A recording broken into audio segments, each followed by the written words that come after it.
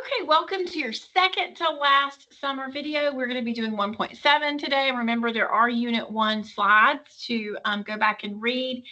And there's like some pages that are titled practice that you could go back and read. So if you feel confused, I'm going to try to make today pretty quick, but I'm just going to tell you periodic trends is big. Okay, so periodic trends is something that I definitely covered in honors. Some of you hated it. Okay, so periodic trends, remember when we did things where we were like, as you move across a row, you increase in number of protons. So the atom gets smaller and you have a stronger bear hug or stronger pull from the nucleus. And then do you remember how we talked about as you go down the periodic table, you add an energy level, or basically you're increasing the row or period number. And as you add an energy level, then it's like adding a shell or a ring. And so now those valence electrons, those outer electrons are further from the nucleus. So there's less attraction. So it's easier to pull, less ionization energy. The radius is bigger. There's more circles or more shells. You're not going to say circles, but you can think it in your head. Anyway, that's what periodic trends are. So we're going to talk about that. We're going to go pretty quick, okay? Now, just to let you know, the way that we can predict how elements act is basically elements that are in the same column act the same, okay? And what that means is that they have the same valence or outer shell electron configuration. For example, if you look at calcium, which is 1s2, 2s2, 2p6, 3s2, 3p6, 4s2, okay? What we're saying here is that it's calcium's valence shell is the fourth energy level, or the outer shell 4. And so anything else that also ends in 4s2, like beryllium, well, not, excuse me, 4s2, but s2. Anything else that ends in s2, like beryllium or magnesium or strontium, basically anything in that second column is going to act similar to calcium, meaning they're going to give away those two valence electrons and take on a 2+ charge. Now, Coulombic attraction is really how we use, or really what we use to explain periodic trends. Now, we know that negative and positive things are attracted to each other. Opposites attract in chemistry. We just went over this idea here of Coulomb's law. If the charges are higher, then the force is higher. If the radius is higher, the force is lower. And you're looking here at, like, when we say R, we're not really talking about atomic radius. We're talking about like the distance between the two nuclei, the two atoms that are forming the bond. Now, the larger the charge, like I said, the more attractive force or the increased force. That is directly proportional. Charges and force. And remember, we said R squared, even more so does the radius affect the force. The further away, or the higher the R, the lower the force, or the weaker the attractive force. So those two things are inversely or opposite proportional. If you look right here, it says which atom has the strongest attractions, okay? If you're looking at anything dealing with this force, you're either looking at charges or you're looking at radius or size or shells, okay? So let's look here. These two things have 4 shells, and let's call them energy levels. These two things have 4 energy levels, and magnesium only has 3. Okay, so there is going to be a greater pull towards that nucleus on those valence electrons, because just look at the distance that's traveled. It's a shorter distance, okay? Strongest attractions, it's going to be the guy with less energy levels. Now, let's kind of look at then potassium and calcium. You can't look at their energy levels to compare them. Now you got to look at charges. The charges we're going to think about would be the protons in the nucleus, okay? Because remember, how many protons you have in the nucleus, that's the same number of electrons you would have if it's just a chilling out atom, because it would be equal protons and electrons, or a neutral atom. But the more protons, or the higher the effective, it's called effective nuclear charge, the higher the force. So calcium is going to have a greater force from its nucleus than potassium because of that extra proton. Okay, so again, if you're going to talk to me about a periodic trend, you must talk about it in terms of energy levels, because that's where the outer valence electrons are, the outermost energy level, or you must talk about it in terms of protons in the nucleus, or effective nuclear charge. Okay. Now, if you are looking at elements and comparing things that are in the same column and it's an up and down trend, you're going to mention energy levels. If you are looking at elements across a row, you're looking at number of protons and that bear hug or pull from the nucleus, and you're going to mention protons. We talked about this a lot last year. We talked about if it's a side-to-side trend, you say this. If it's an up and down trend, you say this. And your buzzwords were energy levels and protons, depending on if it was up or down, and side to side. So we're going to practice that more when you come back in August. Let's talk about what vocab goes with periodic trends. First, ionization energy. I mentioned it in the last video.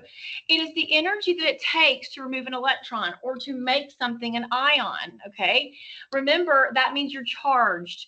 So the ionization energy is talking about energy required to remove an electron, okay? Which of these would require the most energy? It's going to be the one that has the highest force associated with it, okay? So, and it says explain your answer, okay? Whenever you answer FRQs in AP Chemistry, you're going to want to, that's like my video's messing up. Maybe not. Hold on, let me make sure that I'm still recording it. I'm gonna stop sharing and come back because I don't want to have any glitches.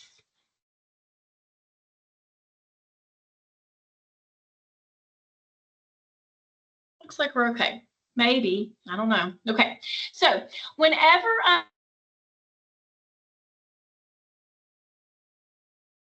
hold on, acts like it's trying to kick me out of the meeting. I think I'm still in. I'm going to keep recording, and then if anything, if I go back and watch it at the end, I'll re-record it. But for now, I'm just going to keep going. Okay, so again, like I said, whenever you're explaining an FRQ in AP Chemistry, you have to mention both items that you're talking about. Like if I was going to talk about like myself and I don't know, like Coach Rick, okay? Like I would say Coach Rick is taller than Dr. Mitchell because I'm going to make up a number here. Coach Rick is 6'1" and Dr. Mitchell is 5'5". Okay, do you see how I didn't say he, she? I didn't use pronouns, no pronouns. And I didn't just say Coach Rick is taller. I said Coach Rick is taller than Dr. Mitchell. I had to mention both items, no pronouns, and then I had to give justification. Okay, we'll practice answering FRQs throughout the year. But you got to give justification. Like you may have heard of this if you took AP Bio called claim evidence reasoning. But I'm stating my claim, he's taller, okay, but I'm using his name, no pronouns. My evidence is what is his height, okay? Like I would have to say, because Coach Rick is 6'1" and Dr. Mitchell is 5'5". That's my evidence, the numbers of our height. And the reasoning, of course, it's kind of, the height one's not a good example for the reasoning, but you would say like 6'1" is taller than 5'5". That's your reasoning, okay? But we'll practice that throughout the year. But you are going to want to first state your answer here. Magnesium is going to require the most energy to remove a valence electron, okay? You would want to say, and I'm going to use symbols here, atomic symbols, but magnesium's valence electrons occupy a lower, they only go out to the third energy level, a lower energy level than potassium and calcium's valence electrons. Therefore, the valence electrons of magnesium have a greater attraction, or you can even say force, to the nucleus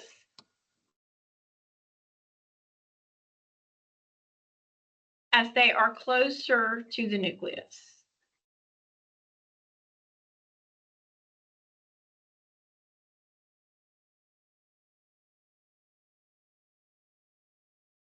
You even could say Coulomb's law. Woo, that's awful. Coulomb's law. You could say even that they experience greater Coulombic attraction. You want to say something about Coulomb.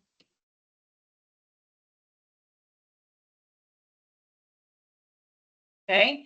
I'm not going to write this, but if you didn't say it that way, then you could have said Coulomb's law states that the closer a valence electron is to the nucleus, then the higher the force would be that it experiences from the nucleus. So you want to say something about Coulomb's law. I'm just kind of doing this off the top of my head. I don't have this written down on my key, but we'll practice those when you come back. Now it says, which atom shown above will require the least energy? Okay, well, it's going to have to be either K or Ca, potassium or calcium. So let's talk about it. They both have energy levels going out to the fourth energy level. So now I'm looking to see who has the least pull from the nucleus. It's going to be potassium. This is now a side-to-side trend because potassium and K are both in the fourth row. They're side to side. Look at your periodic table. So the answer is going to be potassium. Potassium has less protons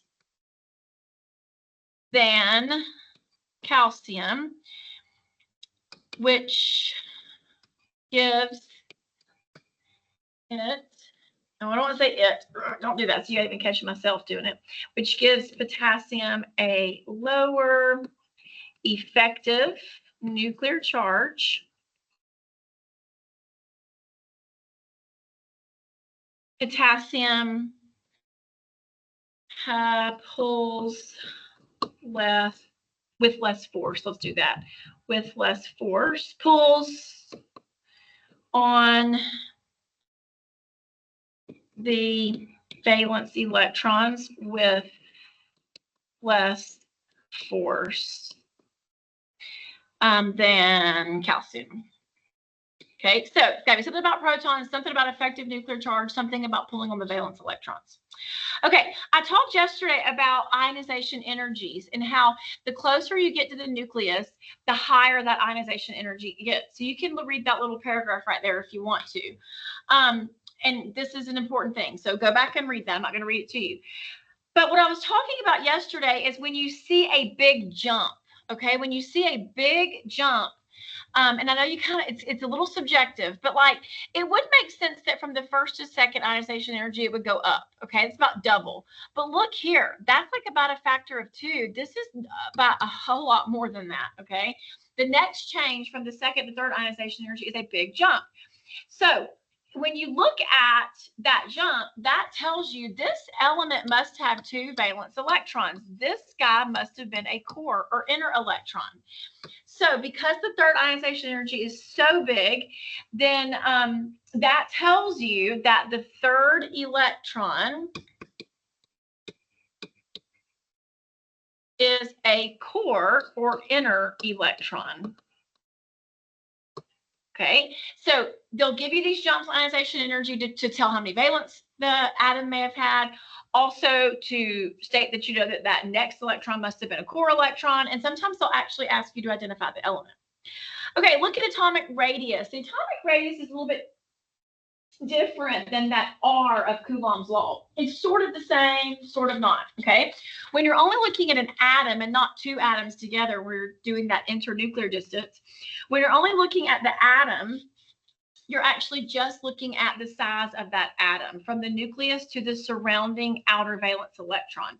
The more energy levels or the more shells that an atom has, it would have less force or less Coulombic attraction because you are increasing the distance of the valence electrons from the nucleus, which is the attractive force. The nucleus are the positive things we're pulling on those outer electrons. Well, what if you end up with the same number of shells like we just had with potassium and calcium? Well, then you're looking at protons. The more protons you have, the more force or pull you have, okay? They can pull more because there are more of them. There is a greater effective nuclear charge if there are more protons. And because those protons can pull more, you do have a smaller or decreased radius. I want you to think about as you move to the right across the row that you have a decreased radius because of the pull of the electrons. It's like a bear hug pull. Now, you will never say in an FRQ, or even really, if you're going to go to college and take chemistry, you really shouldn't say it out loud. As you move across the periodic table, such and such happens. Or as you go down a column or down the rows, you don't use the location on the periodic table to describe yourself, okay? Or not describe yourself, but to describe the atoms and the trend, okay? In other words, you're not going to say potassium is bigger than sodium because potassium is further down the periodic table. No. You will say potassium has a larger radius than sodium because potassium has more energy levels or occupies more energy levels.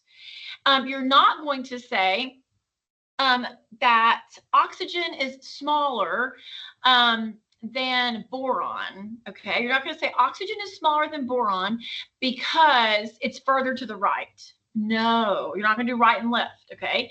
You can say oxygen is smaller than boron because oxygen has more protons in its nucleus, giving it a greater effective nuclear charge. Therefore, it pulls tighter on the outer electrons, making the atom smaller, okay? So we'll practice that. Now, there are some exceptions to these rules. Remember I said as you go this way, then the atom gets smaller. Well, take a look at this, okay? Why in the world then is oxygen a little bit bigger than nitrogen? Okay, well, I'm going to tell you why. It has to do with what's called electron repulsions. There are exceptions to the rule. So if you look at nitrogen, it's 1s2, 2s2, 2p3. If you look at oxygen, it's 1s2, 2s2, 2p4. Think about that outer p. For nitrogen, when you look at the p, it only has 3. Do the bus seat rule and put 1 up arrow in all 3. That's 2p. Okay. When you look at 2p for oxygen, ooh, look at that. Electrons don't like other electrons. That's called electron pair repulsion. And this electron is going to be okay leaving. It's going to kind of want to run away from that other electron. And that's going to give it a lower ionization energy. And then it's also going to make it a little bit bigger because it's almost like 2 little kids in kindergarten that have the cooties, okay? If these 2 arrows don't like each other and you're like, hey, everybody hold hands. If they're like, oh, I don't want to hold their hand, they're gross or something, you know how little kids sometimes get. You're going to be like, I'm going to stand back a little bit further. I'm going to stretch out a little bit more. It's a repulsion, okay? So electron pair repulsion is not something you're going to mention in FRQs generally, but you will mention electron pair repulsion sometimes, or they will mention it in multiple choice questions, and sometimes it will be the answer. Let's look at another exception to the rule. Look at beryllium and boron, okay? When you look at beryllium and boron, beryllium is 1s2, 2s2. Boron is 1s2, 2s2, 2p1. Okay. This 2p, the 2p is further. So there's actually going to be less energy that is required to pull, less ionization energy that is required to pull that 2p guy away. A lot of people would say, wait a minute, it's a side-to-side trend. Boron has more protons, so it should have a higher ionization energy. No, it actually has a lower ionization energy just because the 2s is spherical shaped and the 2p is dumbbell shaped, so that 2p is going to be a little bit further. Just letting you know that there can be exceptions to the rule, and you just need to be prepared to answer multiple choice questions about that.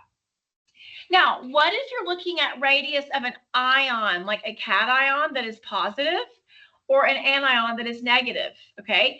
A cation, or something that has a positive charge, like magnesium +2, it's always going to be smaller than the parent.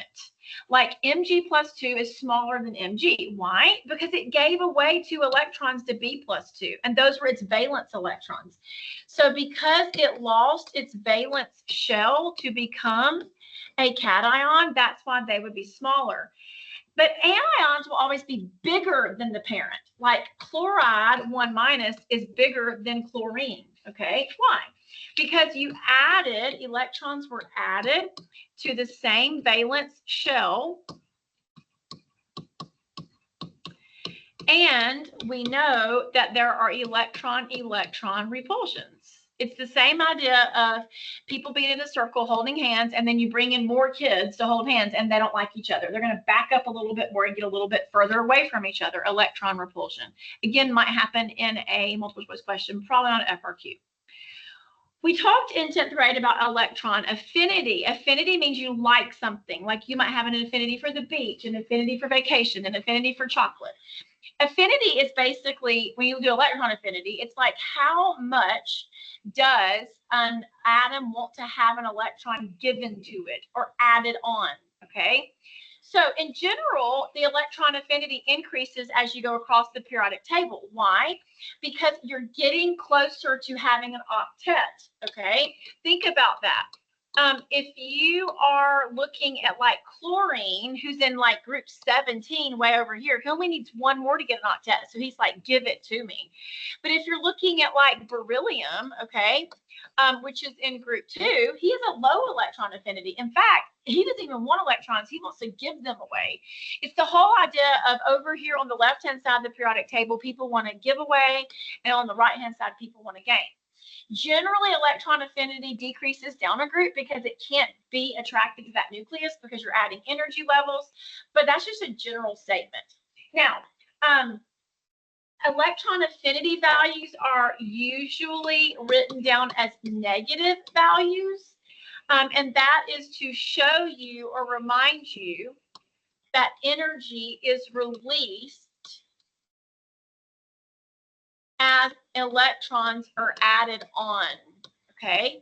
Now, you're supposed to remember that from last year, okay? Or if you're a senior 2 years ago, you're going to probably notice I talked to you like you had me last year, and you're just going to have to ignore me on that. But I taught you that when you break things, that's endothermic.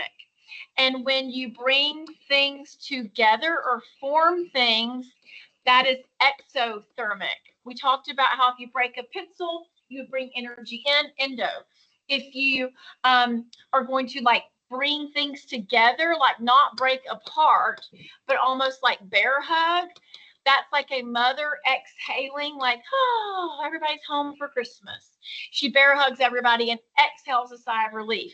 Remember, endo is a positive energy and exo is a negative energy. Most of you saw me refer to that as delta H values, but we're going to go back over that again. It's going to be huge through the whole year, but I'm just reminding you of it. Now, when you look at electronegativity, we talked about that. We made some note cards and stuff in 10th grade.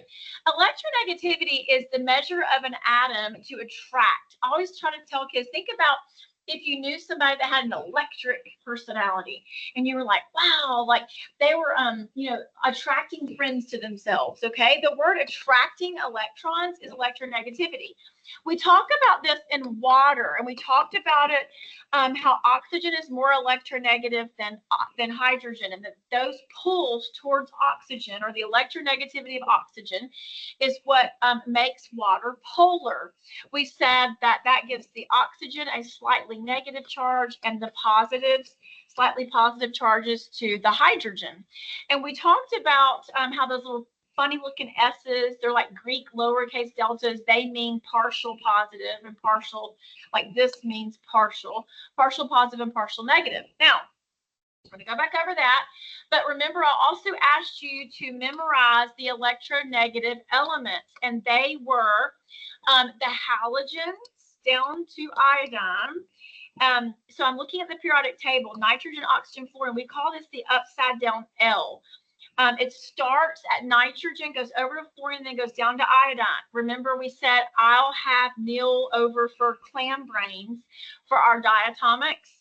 And then we said, okay, but remember, there's no H, there's no have, there's no H in electronegative elements. It's the I'll have nil over for clam brains minus the hydrogens. Now, some of you probably have no idea what I'm talking about, but some of you do, okay? So you're going to kind of notice that this year. There'll be some times where like I'm kind of catering more to people who may remember some things from the past, but I'm always able to reteach things, but you have to speak up, okay? One of the best things about taking AP Chem is you learning to speak up for yourself, come for help. You're going to see you're not the only person coming for help. Like when labs are due, there are going to be people piled up in here, okay? So you've got to be reaching out and saying, when you went over this, I don't understand that. Could you go over that again, okay? Now, when you look at electronegativity, if something occupies higher energy levels or has more shells, it has lower or decreased electronegativity. Well, why? As you move down a column, now remember, you will not say move down a column to College Board, but you can think it. Okay, and these are your notes, so we're saying it. As you move down a column, you can say this to College Board. You add an energy level. So there is greater distance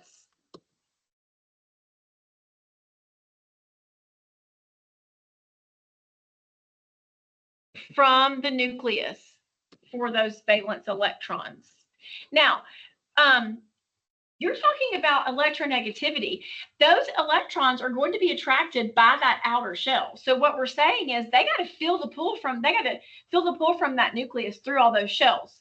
So I also want you to add that there is electron shielding going on. And I'm going to explain that to you. Okay, electron shielding. Let me go back up here and show you this. If I'm looking at, say, calcium, okay, calcium, if there's an electron out here and electronegativity says that calcium would try to attract that electron to its nucleus, okay? When I say there's shielding, think about that. Does this electron like these other red dots that are also electrons? No, electrons don't like electrons. The outer electron that I'm trying to attract is going to be shielded from that attractive force of the nucleus by the repulsions that it has with those other red dots.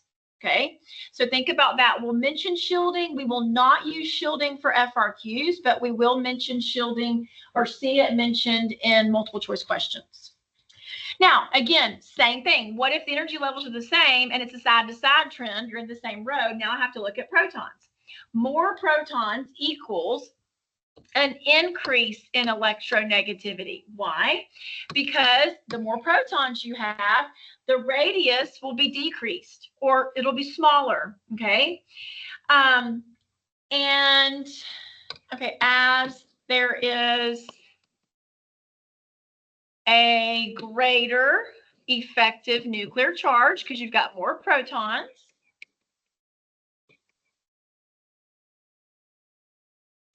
Okay, so because you have more things that can pull to attract those outer electrons to the nucleus, then you have a greater attraction or a greater electronegativity. Fluorine is the most electronegative element. I would definitely know that. I taught that to you. And noble gases are not very electronegative, even though they're very far to the right. And generally, we say that as you move to the right, electronegativity increases. Well, think about that. Noble gases don't have a high electron affinity. They don't want one. They already have 8. And they also don't have a high electronegativity. They don't want to attract an electron. If they already have 8, they're not interested in bringing in another one. All right, now let's answer these. Look at this. It says, who has the higher ionization energy, Li or F? The first thing you do is find them and see, are they side to side or up and down? Oh, they're side to side. So now you're like, okay, who would pull the hardest? Ooh, it's going to be F. Why? He has more protons. It's a side to side trend, so you're looking at protons. Now I'm looking at Na and O. They are not in the same row. So now I'm going to have to realize it's an up and down trend. I'm looking at energy levels. Na goes out to the 3rd energy level, and O goes out to the 2nd. So who's the biggest? The one with the more energy levels.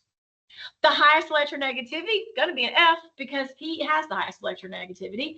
He's also in the upside down L, and that electronegativity generally goes like this. Like the lowest electronegativity is francium down here in the bottom corner, and the highest is fluorine. Now I'm ranking from smallest to largest in size, okay? Well, we know that once you lose your outer shell, you would be the smallest, then you'd have the parent, then you would have the biggest. Now, Na1 minus doesn't really exist, but they are showing you here to make sure you know that an anion would be bigger than the parent. Now look, C, N, and O. Ooh, they are all in the same row. So who is going to be the smallest? The one with the most protons. It's a side-to-side trend. You're looking at protons. So it's going to be O, N, and C. C would be the biggest because you're looking at protons. He has the least number of protons. He has the least bear hug capability. C, L, A, R, and K. Okay, well, K is going to be the biggest. He goes down to the 4th energy level. So we know he's the biggest. Now looking at C, L, and AR, well, argon has more protons. So he's going to be the smallest. He can pull the most. Beryllium, magnesium, and calcium, okay? They're all in row 2. So now you're thinking about who, not row 2, excuse me, column 2. So now you're thinking about who has the highest or the most energy levels or shells because it's an up and down trend. So the smallest is beryllium, then magnesium. The biggest is going to be calcium because he goes all the way down to having 4s or the 4th energy level. Okay, you start right here doing yours and check yourself with the key. And you have one more video left, and I'll be posting that shortly. It'll be pretty short too, I think.